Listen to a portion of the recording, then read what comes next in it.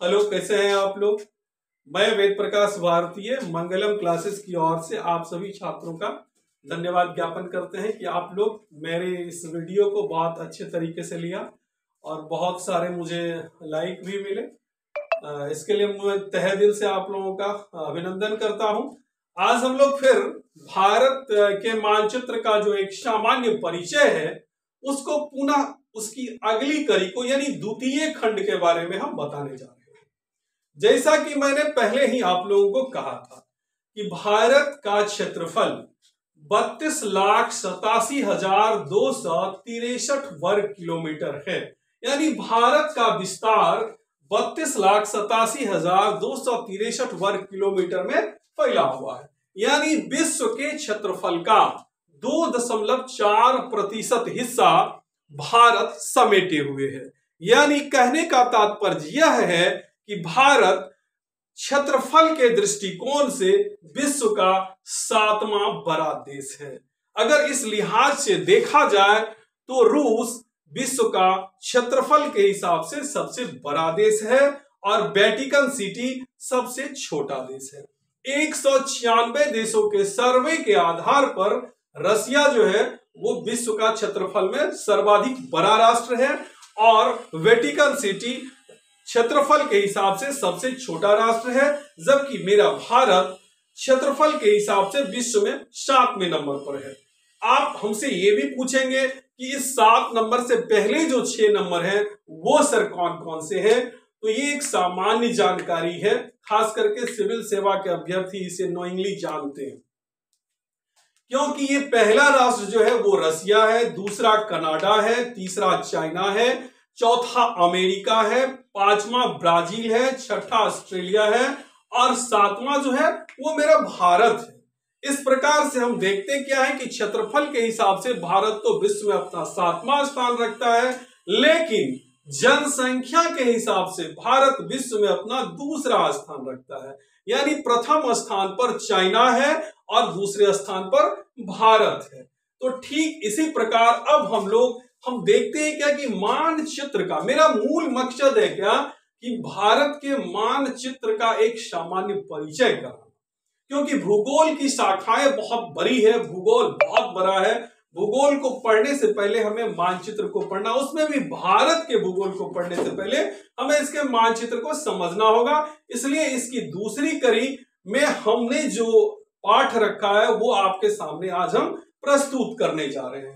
जैसा कि आप लोग देख रहे हैं कि ये भारत का मानचित्र है। भारत के मानचित्रों को आप कई खंडों में विभाजित कर सकते हैं। भारत के मानचित्रों को आप कई खंडों में विभाजित करके पढ़ सकते हैं। जैसे भारत के मानचित्रों को हम कई खंडों में विभाजित करके जो पढ़ेंगे तो सबसे पहले हम देखते हैं क्या कि भारत की पर्वतमालाएं, भारत की पर्वतमालाएं जो मान के चलिए कि ये उत्तर में फैली हुई भारत की पर्वतमालाएं हैं। ये उत्तर में फैली हुई भारत की पर्वत श्रृंखलाएं हैं। ये उत्तर में फैली हुई भारत की पर्वत श्रृंखलाएं हैं। इसे आप ध्यान से देखें। ये भारत में उत्तर की ओर फैली हुई भारत की पर्वत श्रृंखलाएं हैं। उसके बाद आप जो दूसरा क्षेत्र देख रहे हैं ये भारत के मैदान है। ये भारत के मैदान है। ये भारत के जो है ये मैदान है। ये मैदानी इलाका है भारत का। ये भारत का मैदानी इलाका, ये भारत का मैदानी इलाका। अगर इन क्षेत्रों की बात की जाए, तो ये भारत का रेगिस्तान का एरिया है। ये भारत का रेगिस्तानी इलाका है। ये भारत का रेगिस्तानी इलाका है। और अगर हम सीधे सीधी ये कह दें कि ये क्षेत्र जो है इसे देखिए बोर्ड पर, ये क्षेत्र जो है ये दक्षिण का पठार कहलाता है। यानी कुल मिलाकर के अगर हम देखते हैं तो भारत के मानचित्र पर तो हमें पढ़ना क्या हो जाता है कि पर्वत, समतल मैदान,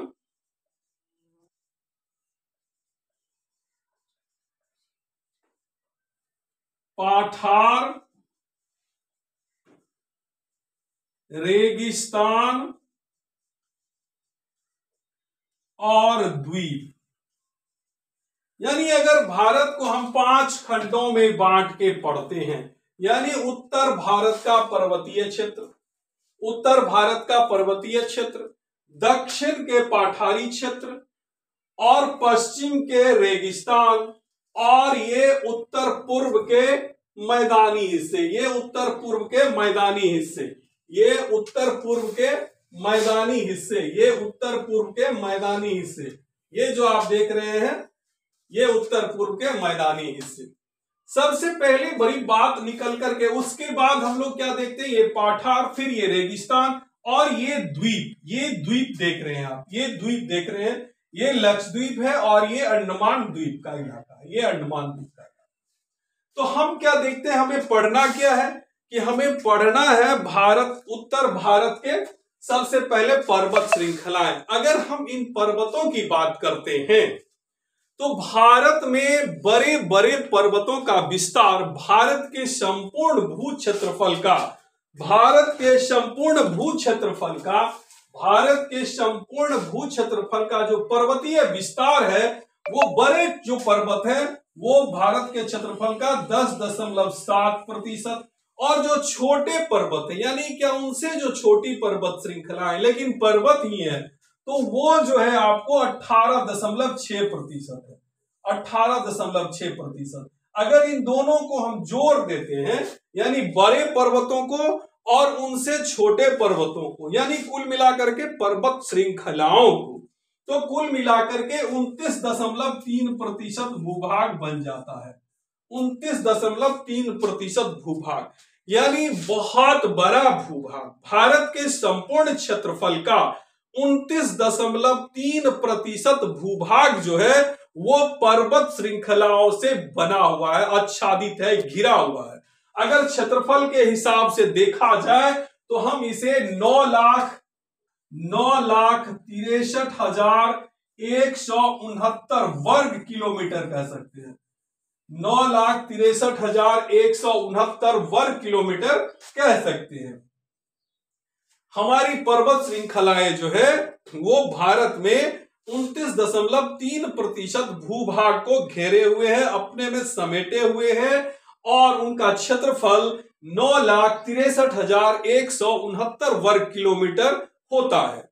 जबकि हम दक्षिण के मैदानों, ये पठारी भाग को देखते हैं, ये पठारी भाग को देखते हैं तो ये इनका क्षेत्रफल, पठारी भागों को अगर हम देखते हैं तो ये पठार 27.7% क्षेत्रों में फैले हुए हैं। भारत में इन पठारों का विस्तार 27.7% भूभाग पर है, जो कि कुल मिलाकर के 9,10,571 वर्ग किलोमीटर बनता है, 571 वर्ग किलोमीटर बनता है। यानी भारत में पठारों का जो विस्तार है वो 27.7% क्षेत्रों पर है, जो कुल मिलाकर 9,10,571 वर्ग किलोमीटर के क्षेत्र को घेरे हुए हैं। उसके बाद जो समतल के मैदान आते हैं और उसी में रेगिस्तान आते हैं, तो उन सबों को अगर हम मिला दिया जाए तो कुल मिलाकर 43% हिस्सा जो है ये मैदानों का बनता है, जो 14,13,523 वर्ग किलोमीटर का होता है, 14,13,523 वर्ग किलोमीटर होता है। जरा ध्यान दीजिएगा, पुनः हम एक बार इसको दोहराते हैं कि ये जो है 10.7% यानी बड़ी पर्वत श्रृंखलाएं, बड़ी पर्वत श्रृंखलाएं 10.7%, उनसे जो छोटी पर्वत श्रृंखलाएं हैं, जो खास करके आपको भारत में ऐसा नहीं है कि पठारों में बड़े ऊंचे पर्वत नहीं, पश्चिमी घाटों में भी बड़े पर्वत हैं, लेकिन इन सभी पर्वतों को अगर हम देख ले और एक्वायर्ड भूमि का आकलन करें तो कुल मिलाकर के 29.3% भूभाग जमीन भारत में पर्वत श्रृंखलाओं के द्वारा आच्छादित है, जबकि 27.7% भूभाग पठारों के द्वारा आच्छादित है। सिर्फ 43% भूभाग को अगर हम देखते हैं तो ये भूभाग मैदानी और रेगिस्तानों से मिलकर बना हुआ 43% भूभाग बचता है। अब प्रश्न उठता है कि ये रेगिस्तानी हिस्सा जो है, ये रेगिस्तानी हिस्सा जिसे कि आप देख रहे हैं, इन रेगिस्तानी हिस्सों का विस्तार आप पूछेंगे कि सर आप ये थोड़ा बताइए कि ये पहाड़ कहाँ, उत्तर के जो ये पहाड़ हैं ये कहाँ पे स्थित हैं। तो निश्चित रूप से आपको हमें ये समझाना होगा, इसलिए समझाना होगा कि उत्तर के ये जो पहाड़ हैं ये पहाड़ हैं क्या। थोड़ा इसके अंदर हम झांक करके देखते हैं जो ये उत्तर के पहाड़ क्या हैं। उत्तर के इन पहाड़ों को अगर आप देखिएगा तो निकल करके क्या आता है कि हिमालय पर्वत श्रृंखला। हम तो हिमालय के गर्भ में इसलिए नहीं जाएंगे क्योंकि भारत के मानचित्र को हमें पढ़ाना है, भारत के मानचित्र को हमें दिखाना है। लेकिन इतना हम जरूर कह सकते हैं कि इस हिमालय पर्वत श्रृंखला जो है, हमारी ये जो हिमालय पर्वत श्रृंखला है, इसका विस्तार कहां से कहां तक है। तो हम देखते हैं क्या है कि ये पाकिस्तान देख रहे हैं मैप पे, ये पाकिस्तान का इलाका है, यहाँ मकरान तट है, यहाँ मकरान तट है और यहीं पे क्या है, पाकिस्तान का ग्वादर पोर्ट है, ग्वादर पोर्ट है, ग्वादर पोर्ट है। तो यहां से लेकर के, यहां से लेकर के, यहां से लेकर के, यहां से लेकर के और मिजोरम की मिजो पहाड़ी यहां तक ये जो आप देख रहे हैं, ये जो आप देख रहे हैं, ये जो आप देख रहे हैं, तो मिजो पहाड़ी तक, यानी मकरान, पाकिस्तान के मकरान तट पे जो ग्वादर एयरपोर्ट है, ग्वादर पोर्ट, वहां से लेकर के मिजो की पहाड़ी तक हिमालय का विस्तार 5000 किलोमीटर क्षेत्रों में हिमालय फैला हुआ है। 5000 किलोमीटर क्षेत्रों में हिमालय का विस्तार है। इसे जरा ध्यान से देखिए, ये ग्वादर पोर्ट है और यहां से हिमालय की श्रृंखलाएं आरंभ होती है और ये ऐसे होती हुई मिजो पहाड़ी, मिजोरम तक आती है, जिसका विस्तार की 5000 किलोमीटर है। लेकिन हम उसे नहीं पढ़ सकते क्योंकि वो हिस्सा, सारा हिस्सा हमारे देश में के अंतर्गत नहीं आता है। हमारे देश के अंतर्गत हिमालय की कितना क्षेत्रफल और कितना किलोमीटर लंबा हिमालय आता है, हमें सिर्फ वही पढ़ना है। और उनको अगर हम पढ़ते हैं तो हम क्या देखते हैं, सिंधु मोर से लेकर के ब्रह्मपुत्र मोर, सिंधु मोर से लेकर के ब्रह्मपुत्र मोर तक हिमालय की लंबाई 2500 किलोमीटर है। हिमालय की लंबाई सिंधु मोर से ब्रह्मपुत्र मोर तक हिमालय की लंबाई 2500 किलोमीटर है, जिसे कि हमें पढ़ना है। भूगोल वेत्ताओं ने इसका एक फॉर्मूला तैयार किया था। क्या फॉर्मूला तैयार किया था कि भारत में सबसे बहने वाली, भारत में प्रवाहित होने वाली सबसे लंबी नदी जो गंगा है, तो उसकी जितनी लंबाई है ठीक उससे थोड़ा कम या ज्यादा हिमालय पर्वत भी लंबे हैं। तो आप लोगों को सबसे पहले ये जानकारी प्राप्त हो गई कि हिमालय का विस्तार मकरान तट के ग्वादर पोर्ट से लेकर के मिजो पहाड़ी तक है, लेकिन भारत में इसकी लंबाई सिंधु मोर से लेकर के ब्रह्मपुत्र मोर, सिंधु मोर से लेकर के ब्रह्मपुत्र मोर तक ही हम देखते हैं। सिंधु मोर से लेकर के ब्रह्मपुत्र मोर तक हम देखते हैं, सिंधु मोर से ब्रह्मपुत्र मोर तक हम देखते हैं कितना किलोमीटर लंबा है, तो 2500 किलोमीटर लंबाई में ये हिमालय मेरा विस्तृत है। 2500 किलोमीटर की लंबाई में हिमालय का विस्तार देखा जाता है। और इस हिमालय के विस्तार को अगर आप देखेंगे तो सबसे पहले निकल करके क्या आता है कि ये हिमालय की जो श्रृंखलाएं हैं इसमें विभिन्नता है। क्या विभिन्नता है? इस हिमालय की श्रृंखलाओं में कई प्रकार की पर्वत श्रेणियां हैं, कई प्रकार के पर्वत शिखर हैं। खास करके हिमालय को हमने 4 खंडों में बांट के देखा, जैसा कि आप देख रहे हैं यहाँ पे कि हिमालय को मैंने 4 खंडों में बांट के देखा है।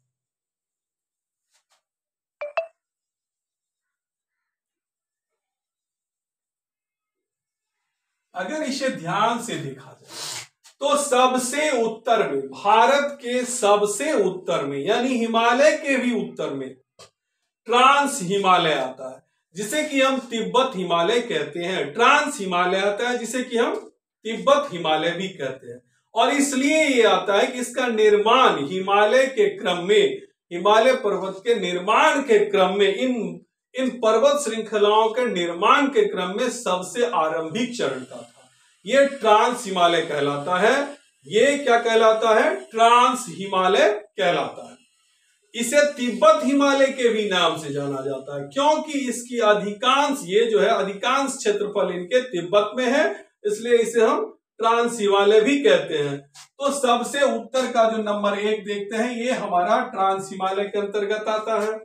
दूसरा जो है बृहद, महान या आंतरिक हिमालय, जिसमें कि बड़ी बड़ी 6000 से ऊंची ऊंची चोटियां हैं, जैसे कि माउंट एवरेस्ट, काराकोरम, कंचनजंगा, जिसे K2 गॉडविन ऑस्टिन कहते हैं। ऐसे विशाल पर्वत श्रृंखलाएं जो है ये आंतरिक या महान हिमालय में पाए जाते हैं। और तीसरे क्रम में जो हम देखते हैं, ये है मेरा लघु या मध्यम हिमालय, इसे कहते हैं लघु या मध्यम हिमालय कहते हैं। और चौथे क्रम में जो हम देखते हैं, ये शिवालिक श्रेणियां हैं, ये शिवालिक श्रेणियां हैं। तो इस प्रकार अगर हम देखें तो सबसे पहले क्या होता है? ट्रांस हिमालय आता है। सबसे पहले ट्रांस हिमालय आता है, फिर महान हिमालय आता है, और फिर जो हम तीसरे क्रम में देखते हैं लघु या मध्य हिमालय आता है,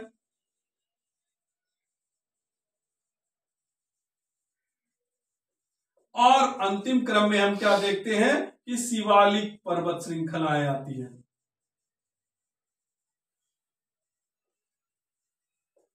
तो इस प्रकार से हम क्या देखते हैं, इसका विस्तार जो है, अब कहिएगा कि सर उत्तर के श्रृंखलाओं में, उत्तर के पर्वत श्रृंखलाओं में इसका विस्तार है।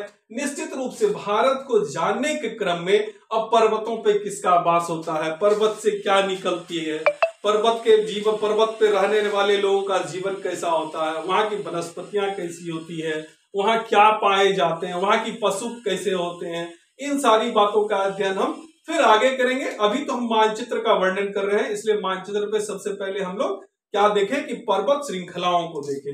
लेकिन इन पर्वत श्रृंखलाओं को देखने में हम क्या देखते हैं कि हमें ये अंदाजा होना चाहिए कि पर्वत कितने प्रकार के होते हैं। तो पर्वतों को हमने 4 खंडों में बांट करके देखा है। पर्वतों को हमने 4 खंडों में, यानी क्या सबसे पहला खंड हम क्या देखते हैं, जो निचली पर्वत कहलाता है, जो सबसे निचला पर्वत होता है, कम ऊंचे पर्वत, जिसको कि हम निचली पर्वत भी कहते हैं, निचली पर्वत भी कहते हैं, या कम ऊंचे पर्वत कहते हैं, कम ऊंचे पर्वत कहते हैं। उसके बाद कहते हैं कि सामान्य पर्वत, यानी क्या कम ऊंचे पर्वत जो है, निचले पर्वत जो है उससे जो थोड़ा बड़ा होता है, यानी सामान्य।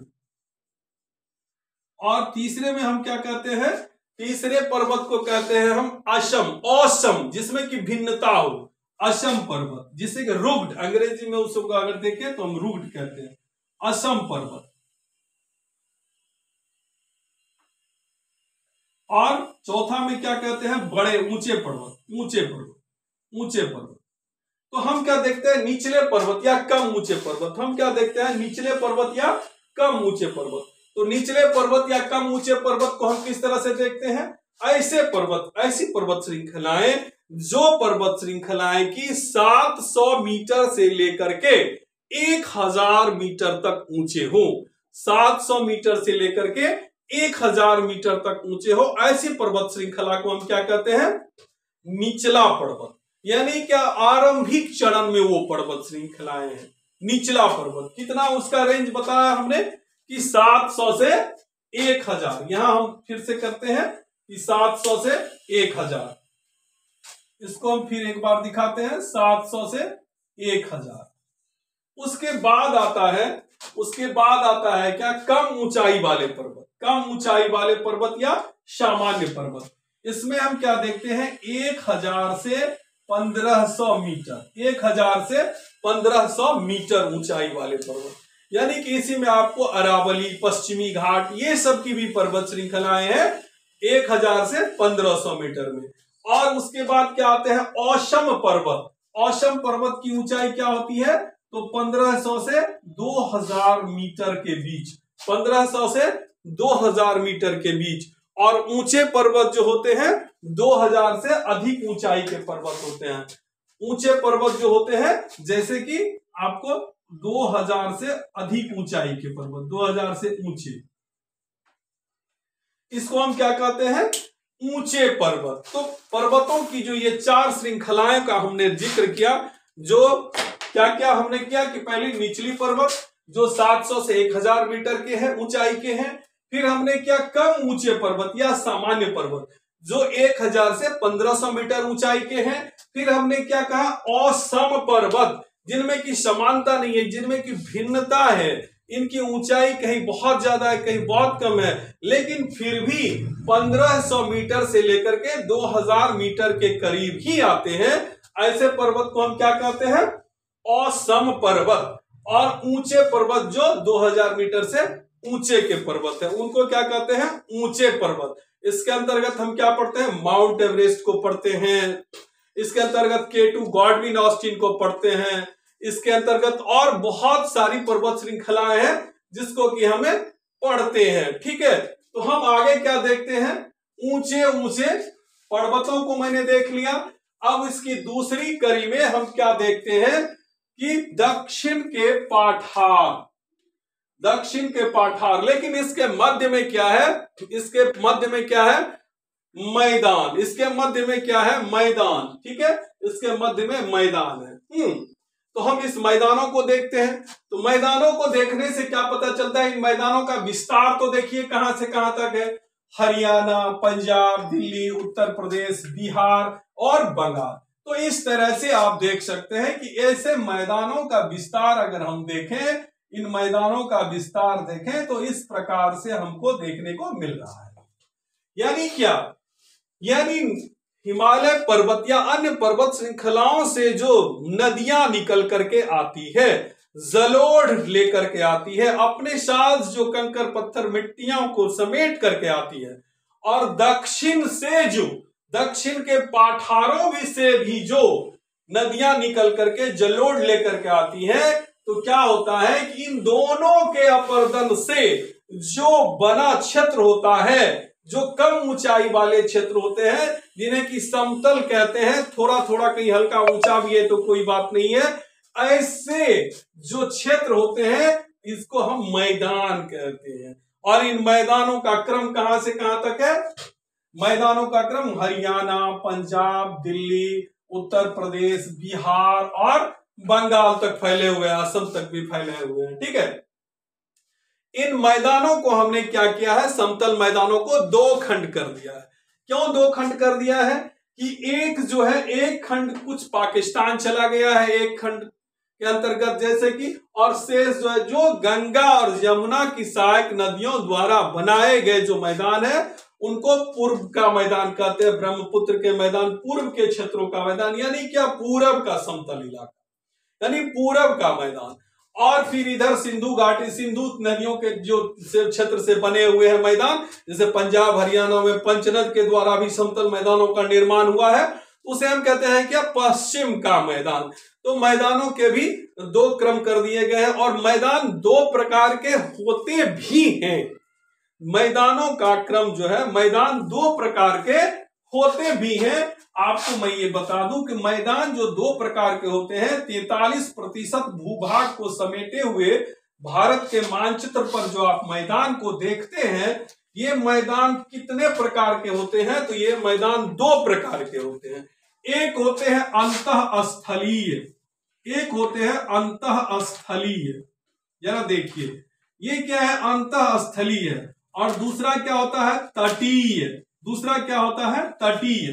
तो अंतःस्थलीय मैदान कौन से हैं, जरा गौर कीजिए।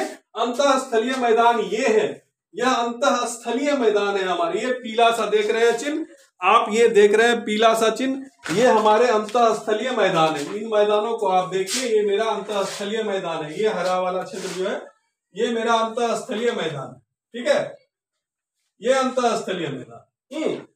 और फिर हम क्या देखते हैं, तटीय मैदान। तो तटीय मैदान का इलाका कौन सा है मेरा, याद देखिए, ये देखिए, ये तटीय मैदान है हमारा, ये देखिए, ये कौन सा मैदान है मेरा, तटीय मैदान है। तो मैदानों को हमने 2 कैटेगराइज कर दिया, एक अंतःस्थलीय मैदान, दूसरा तटीय मैदान।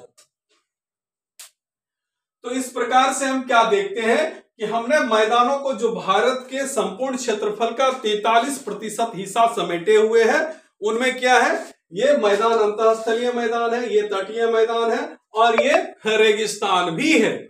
लेकिन हम पहले इसको देख लेते हैं। और इसमें क्या है कि हमने मैदानों को दो खंडों में बांट करके देखा है, एक पूर्वी और एक पश्चिमी करके देखा।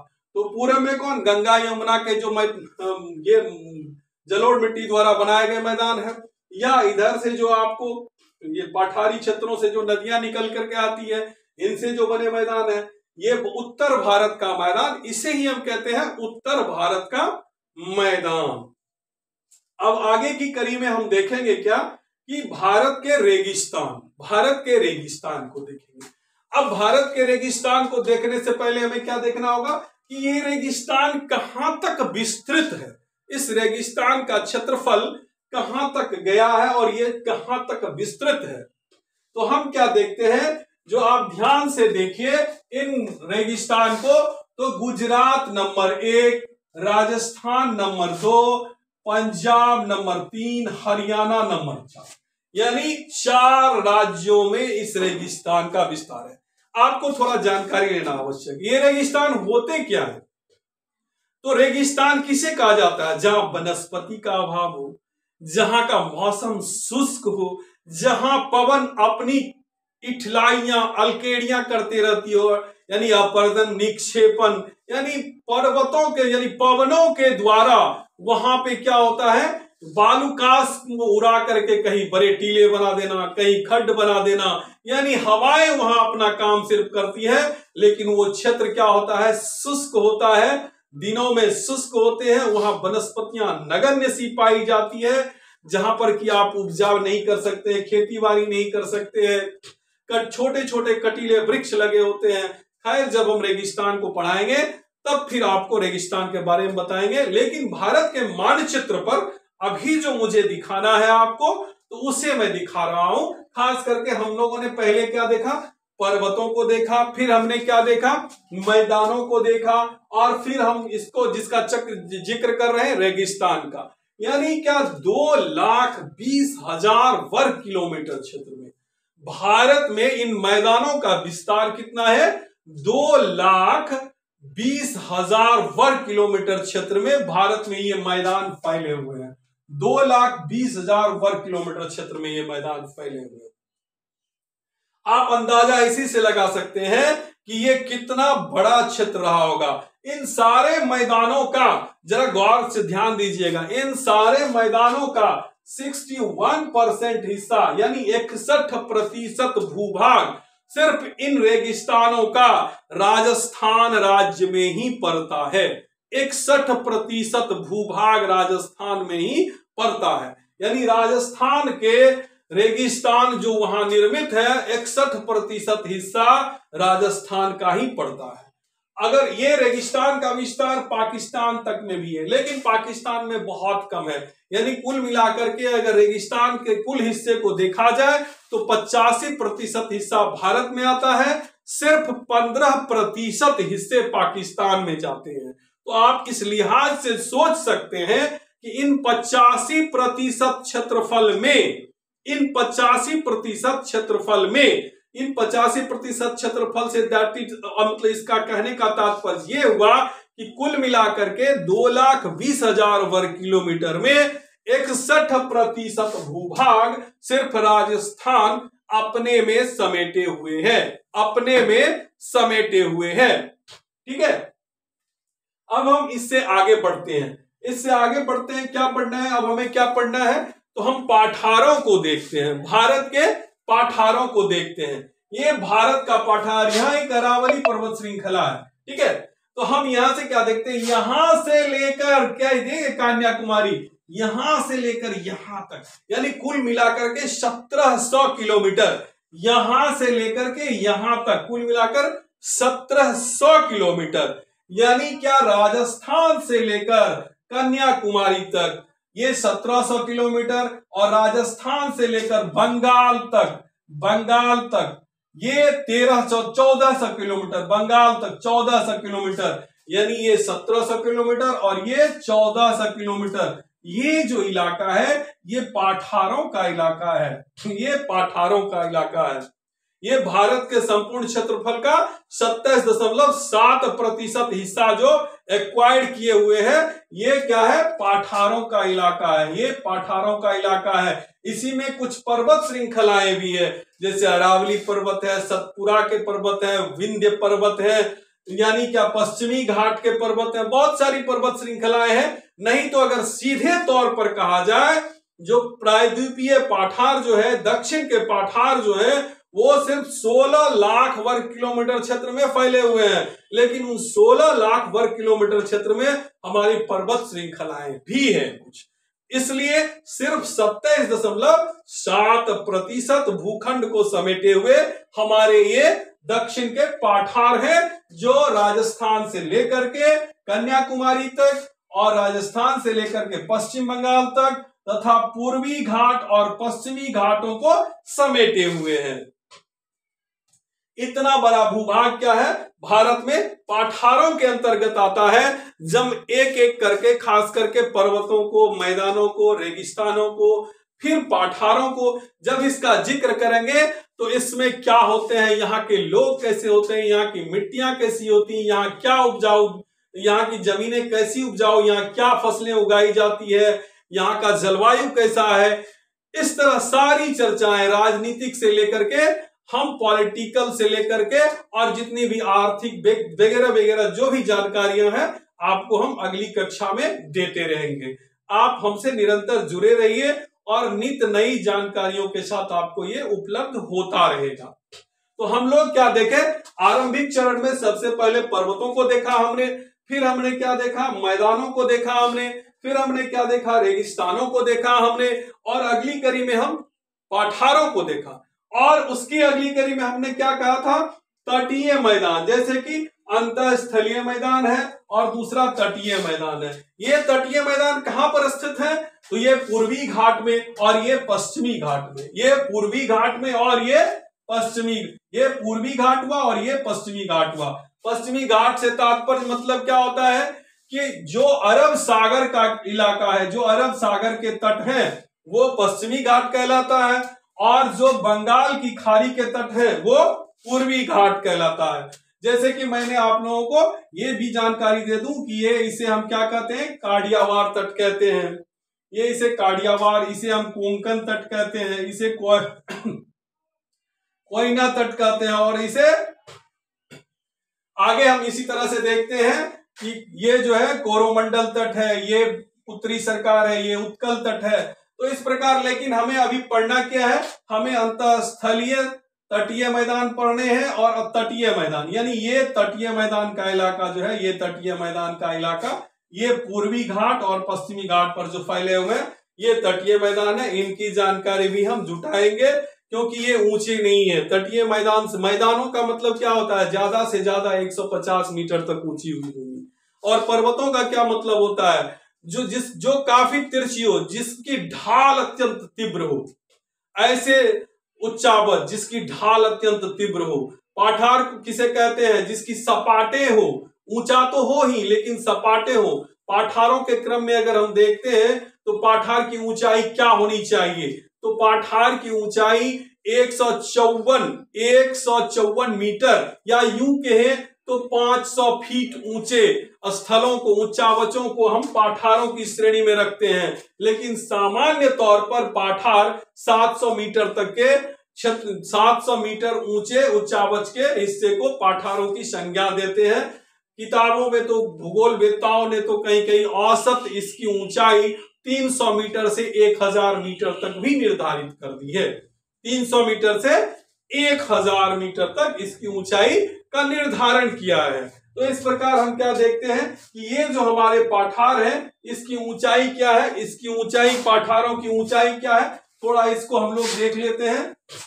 पाठारों की ऊंचाई के संदर्भ में हम लोग देखते हैं कि 154 मीटर या 500 फीट औसत, अगर हम देखें, अगर औसत देखें तो 300 मीटर से लेकर 1000 मीटर तक इसकी औसत ऊंचाई है।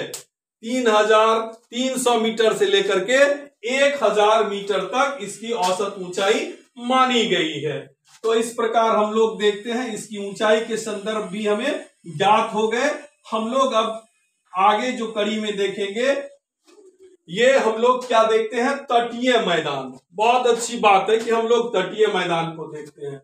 ये तटीय मैदान से तात्पर्य यह है कि इन तटीय मैदानों का भी जो क्षेत्र, ये चौड़ाई है, इसकी चौड़ाई कहीं ज्यादा है तो कहीं कम है, इसकी चौड़ाई कहीं ज्यादा है तो कहीं कम है, लेकिन कुल मिलाकर के अगर देखा जाए तो इस तटीय मैदान की औसत चौड़ाई 64 किलोमीटर बनती है। 64 किलोमीटर बनती है। और तटीय मैदान की औसत चौड़ाई जो है, तटीय मैदान की औसत चौड़ाई 64 किलोमीटर के करीब बनती है। अब हम अगला कड़ी देखते हैं, क्या कि हमें द्वीपों को देखना है। हमें क्या देखना है कि द्वीपों को देखना है। इन द्वीपों को, किन द्वीपों को, जो अगली कड़ी में आते हैं उन द्वीपों को देखना है। हमने किसको किसको देखा, हमने पर्वतों को देखा, हमने मैदानों को देखा, हमने रेगिस्तानों को देखा, हमने पठारों को देखा, हमने तटीय मैदानों को देखा, और अगली कड़ी में हम किसको देखने जा रहे हैं, तो द्वीपों को देखने जा रहे हैं। तो द्वीप को देखने से पहले सबसे पहले आप लोग देखेंगे क्या, भारत में कुल द्वीपों की संख्या, कुल द्वीपों की संख्या, कुल द्वीपों की संख्या कितनी है, 1208। 1208 भारत में कुल 1208 द्वीप हैं। थोड़ी सी जानकारी के लिए आपको यह जानना जरूरी है कि द्वीप कहते किसे हैं, ऐसे स्थलखंड जो चारों ओर से जल से घिरे हो, ऐसे स्थलखंड जो चारों ओर से जल से घिरे हो, ऐसे स्थलखंडों को हम द्वीप कहते हैं। तो द्वीप दो प्रकार के होते हैं, एक निर्जन द्वीप होते हैं और एक आबादी वाले द्वीप होते हैं। निर्जन द्वीप से तात्पर्य यह हुआ कि वहां कोई आबादी निवास नहीं करती है, और आबादी वाले द्वीप से तात्पर्य हुआ जहां की लोग रहते हैं, जहां की पशु वगैरह रहते हैं। तो इस प्रकार हम लोग क्या देखते हैं, भारत में कुल द्वीपों की संख्या कितनी है, 1208। 1208 द्वीप भारत में है, जिनमें की 247 द्वीप, जिनमें की 247 द्वीप ये क्या है, रहने के योग्य हैं। 247 द्वीप क्या है, तो रहने के योग्य हैं। सिर्फ द्वीप समुद्रों में ही नहीं, स्थलीय द्वीप भी है, नदीय द्वीप भी है। नदीय द्वीप से तात्पर्य जैसे कि ब्रह्मपुत्र नदी पे माजुली द्वीप है, उसे नदी द्वीप कहते हैं, जो भारत का सबसे विशाल द्वीप है। यहाँ ये माजुली द्वीप है, यहाँ माजुली द्वीप है जो भारत का सबसे विशालतम द्वीप है, जो नदी में है, ब्रह्मपुत्र नदी में है। ठीक है, पहले तो इसे बहुत बड़ा द्वीप माना जाता था, लेकिन इसके अपरदन के कारण, क्षरण के कारण अब ये बहुत छोटा, पहले तो ये 1200 से अधिक वर्ग किलोमीटर क्षेत्रफल में भी इसका विस्तार था, बहुत छोटा हो गया, 461, लगभग 461 वर्ग किलोमीटर ही अब ये शेष बचा हुआ। लेकिन इसी प्रकार हम क्या देखते हैं कि इन द्वीपों को अगर देखते हैं तो 247 द्वीप जिस पर की मानव आबादी रहती है वो है, और शेष निर्जन द्वीप है। तो इन 247 द्वीप में 204 द्वीप जो है, 204 द्वीप जो है, ये 204 द्वीप सिर्फ व सिर्फ बंगाल की खाड़ी में ही है, और शेष द्वीप इधर ये अरब सागर है, यहां पे स्थित है। ठीक है, तो 204 द्वीप जो है बंगाल की खाड़ी में, कुल 247 में से, और शेष जो है लक्षद्वीप यानी अरब सागर में और विभिन्न विभिन्न स्थानों पर। तो हम क्या देखते हैं, एक बहुत महत्वपूर्ण जानकारी जो हम लोगों को जानना चाहिए वो क्या है कि जैसा कि मैंने आपको कल बताया भी था, कुछ छात्रों ने यह भी हमसे शिकायत की थी कि सही रोशनी नहीं मिल पाने के कारण आपके द्वारा ली गई कक्षा में कुछ बातों से मैं अनभिज्ञ रह गया था। तो उस अनभिज्ञता को मैं यहां दूर करने का प्रयास कर रहा हूं। आप लोगों के सामने उस अनभिज्ञता को दूर करने का हम प्रयत्न कर रहे हैं। यानी कहने का तात्पर्य यह है कि ये जो आप आकृति दिखाई आपको दे रही है, ये देखिए, एक तरह से इसे आप क्या समझेंगे, इसे आप पृथ्वी समझेंगे। ठीक है, और इसके बीचों बीच जो रेखा गुजरती है इसे भूमध्य रेखा या विषुवतीय रेखा की हम संज्ञा देते हैं। और ठीक अगर इसको इसी के सीधे सीधे ऐसे लाइनिंग हम करते जाते हैं, ऐसे करते जाते हैं, इसे अक्षांश रेखा कहते हैं। इसे कौन सी रेखा कहते हैं? अक्षांश रेखा कहते हैं। और ये 0 डिग्री, 23 डिग्री, 23.5 डिग्री, 66.5 डिग्री और 90 डिग्री, यानी कहने का तात्पर्य क्या है कि ये 23.5 डिग्री जो मैंने कल आपको बताया था कि भारत के लगभग बीचों बीच कर्क रेखा गुजरती है, तो जिस तरह से 23.5 डिग्री कर्क रेखा ठीक दक्षिणी तरफ यानी दक्षिणी अक्षांश में, यानी दक्षिणी अक्षांश में 23.5 डिग्री पे क्या है? हमारा मकर रेखा है। और 66.5 डिग्री दक्षिणी अक्षांश, 66.5 डिग्री उत्तरी अक्षांश में आर्कटिक रेखा है और दक्षिण में 66.5 डिग्री में अंटार्कटिक रेखा है। तो इसे कुछ छात्रों ने ये कहा था कि सर हम नहीं, आपके मतलब कम रोशनी के कारण मैं सर सही ढंग से इसे नहीं समझ पाया था, इसलिए मैं आप लोगों के लिए पुनः ये कह रहा हूं और पुनः इसे बतला जा रहा हूं। ये क्या हुआ? अगर आप इसको देखते हैं, क्या उत्तरी गोलार्ध, ये क्या है? अगर गोलार्ध मतलब क्या? गोले का आधा हिस्सा, उसे ही कहते हैं गोलार्ध। तो ठीक देखिए, आप ऐसे करके देखिए, तो भारत को अगर भूमध्य रेखा से आधा ऊपर उठा दीजिएगा उत्तरी गोलार्ध में, तो भारत की स्थिति क्या है? भारत की स्थिति उत्तरी गोलार्ध में है। भारत कहाँ स्थित है?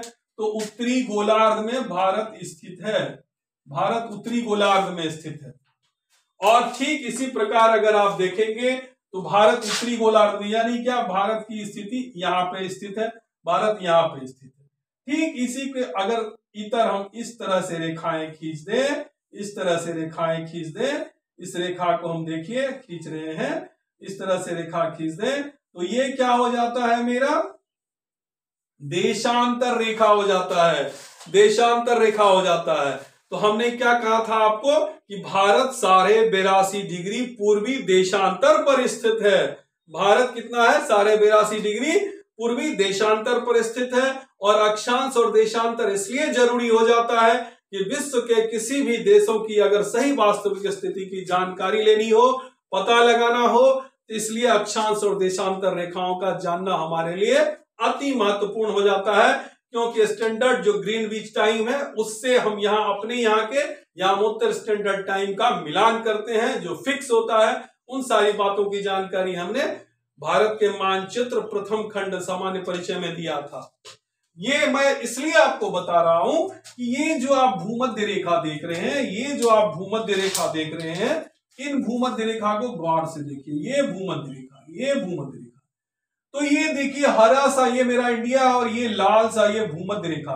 तो इनके बीच की दूरी क्या है? यानी भूमध्य रेखा से हमारे भारत की दूरी कितनी है? सिर्फ व सिर्फ 876 किलोमीटर दूर हैं हम। 876 किलोमीटर, सिर्फ 876 किलोमीटर हम भूमंडल यानी कि ये क्या कहते हैं भूमध्य रेखा से सिर्फ 876 किलोमीटर दूर स्थित हैं। इसलिए दक्षिण भारत का इलाका क्या होता है? थोड़ा भूमध्य रेखा से सटे होने के कारण शुष्क रहता है, यानी गर्म रहता है। ठीक है, हम इसके आगे अब देखते हैं एक महत्वपूर्ण जानकारी जो आपको मैंने अभी प्रस्तुत की है आपके सामने। भारत में कुल द्वीपों की संख्या 1208 है, जिसमें कि निर्जन द्वीप भी शामिल है, और कुल जो जिसपे की आबादी हमारे निवास करती है 247 द्वीप हैं। इनमें से 204 द्वीप जो है कहाँ है? सिर्फ बंगाल की खाड़ी में स्थित है।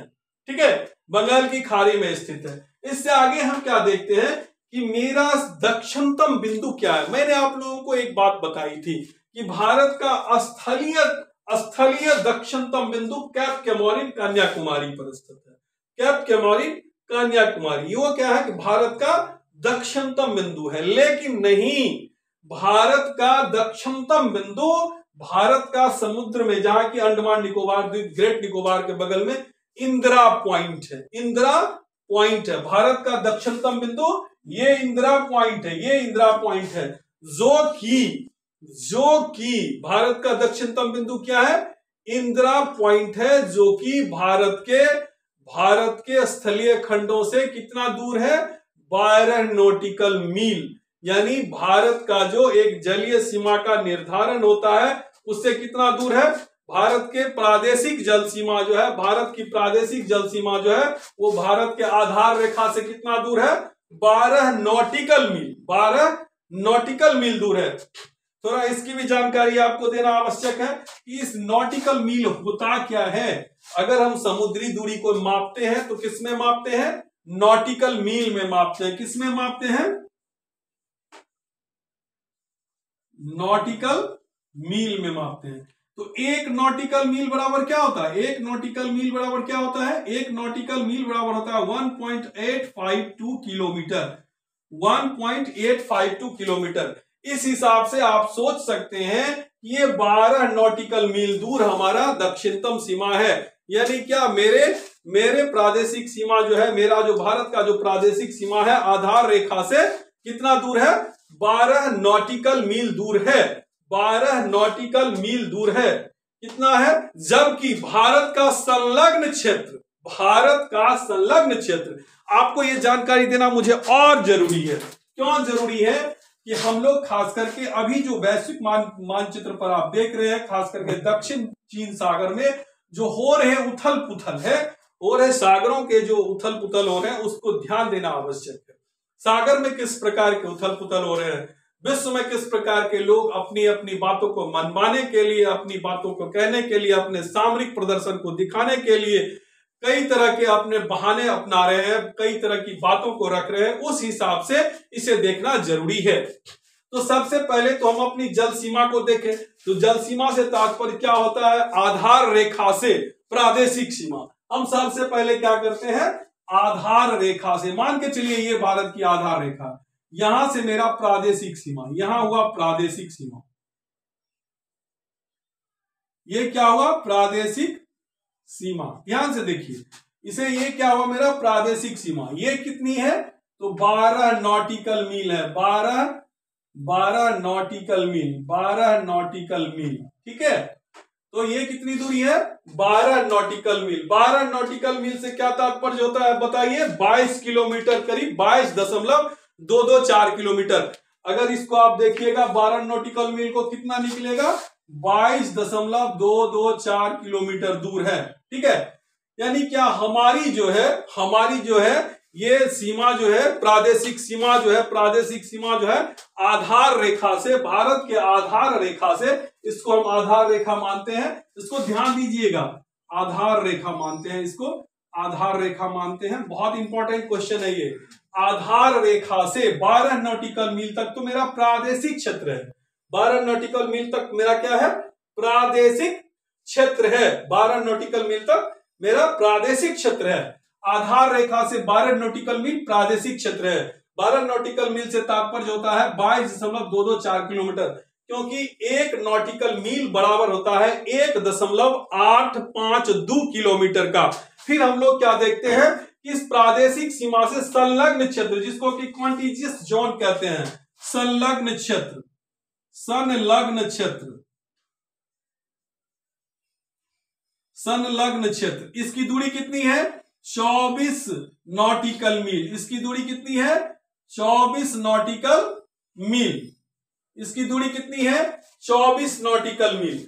ध्यान दीजिएगा, यानी क्या ये जो है मेरा आधार रेखा से प्रादेशिक सीमा की दूरी 12 नॉटिकल मील और प्रादेशिक सीमा से संलग्न क्षेत्र की दूरी 24 नॉटिकल मील। अब इस संलग्न क्षेत्र से क्या तात्पर्य बनता है? संलग्न क्षेत्र से तात्पर्य यह बनता है कि इतने दूरी में हम अपने समुद्र को स्वच्छ रखेंगे, स्वच्छ रखेंगे। अगर इस भारत के आधार रेखा से 24 नॉटिकल मील दूरी तक अगर कोई जहाज निकलता है, किसी दूसरे देश का जहाज गुजरता है, तो हम उससे क्या निकाल सकते हैं?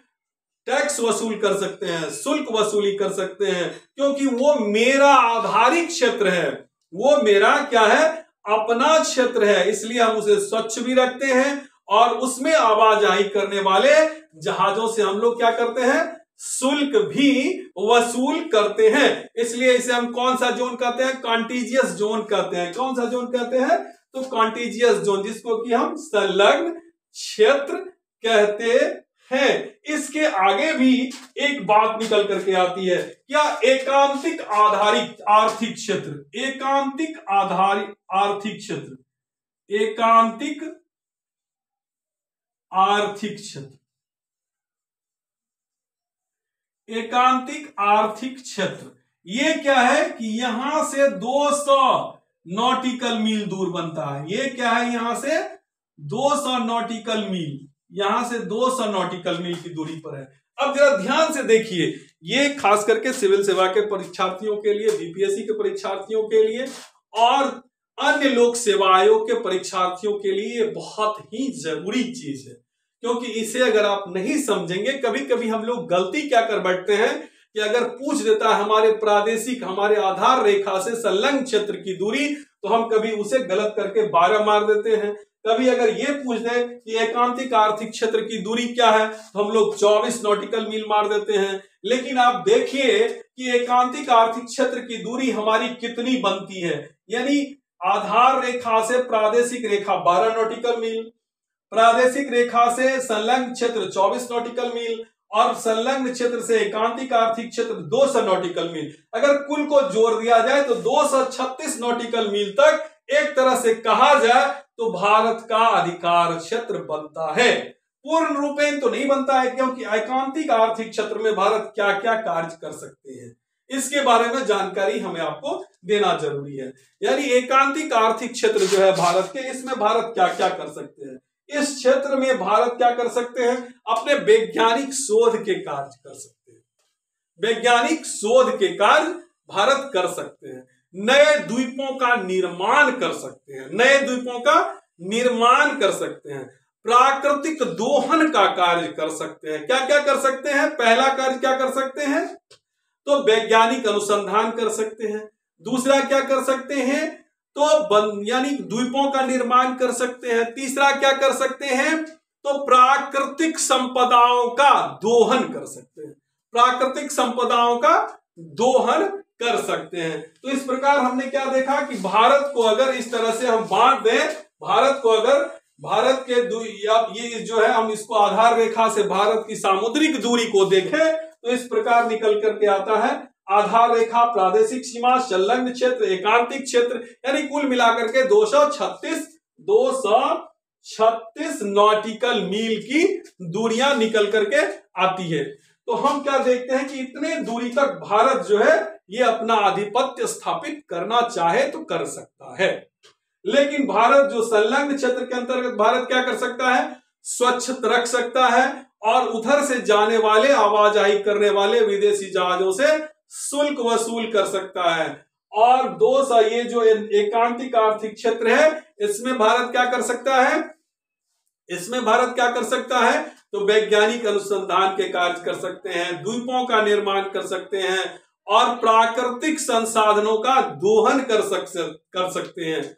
तो ठीक है, इस प्रकार हम लोगों ने क्या देखा, जरा गौर कीजिए, इसको देखिए। हम लोगों ने आज क्या देखा कि हम लोगों ने पर्वतों को देखा, मैदानों को देखा, रेगिस्तानों को देखा, पाठारों को देखा, तटीय मैदानों को देखा और द्वीपों को देखा। हम आप लोगों से रिक्वेस्ट करते हैं, ये वीडियो आपको कैसी लगी इसके बारे में अवश्य जानकारी देंगे, सब्सक्राइब जरूर करेंगे, लाइक जरूर करेंगे और बेल बटन जरूर दबाएंगे, कमेंट जरूर करेंगे। जहां आपको दिक्कत है कमेंट जरूर करेंगे। हम आपके लिए, वेद प्रकाश भारती हमेशा आप लोगों के लिए तत्पर रहेगा, क्योंकि आगामी एग्जाम बीपीएससी की परीक्षाएं हैं, सिविल सर्विसेज की परीक्षाएं, झारखंड लोक सेवा आयोग की परीक्षाएं, अन्य प्रतियोगिता परीक्षाएं, अन्य विभिन्न लोक सेवा आयोग की परीक्षाएं, रेलवे की परीक्षाएं, एसएससी की परीक्षाएं, ये जो आप देखते हैं वायुसेना की परीक्षाएं, एनडीए की परीक्षाएं, विभिन्न प्रतियोगिता परीक्षाओं में जो सामान्य ज्ञान, सामान्य विज्ञान से प्रश्न आते हैं, तो निश्चित रूप से भारत के भूगोल से संदर्भित प्रश्न आपसे आते ही होंगे।